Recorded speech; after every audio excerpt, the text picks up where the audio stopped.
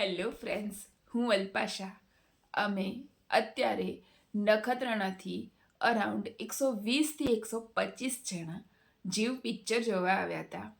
અને જીવ પિક્ચર એટલું સુંદર છે, ખરેખર હું શું વાત કહું. તેના દરેક દ્રશ્યો એકદમ જીવંત છે, જાણે આપણે આપણા પરિવાર સાથે આપણા દાદા નાનાની સ્ટોરીને સાંભળતા હોય એવું લાગે છે. અને જીવ પિક્ચરમાંના દરેક વસ્તુ છે, તેની સ્ટોરી ખૂબ સુંદર છે, તો વળી તેમાં કોમેડી પણ છે અને જીવો પ્રત્યેની ખૂબ જ સુંદર એક મેસેજ આ પિક્ચરમાં આપેલું છે.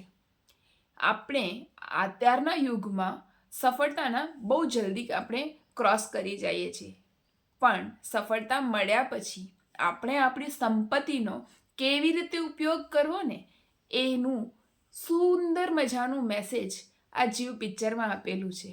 એમ કહેવાય છે કે આપણા પાસે એક ટુકડી સુખડીનો હોય અને એમાંથી અડધો ટુકડો આપણે બીજાને આપીએ તો આપણી પાસે અડધો ટુકડો સુખડીનો તો બચે છે, પણ અડધો ટુકડો સુખડીનો બીજાને આપ્યો એનો આનંદ પણ વધે છે.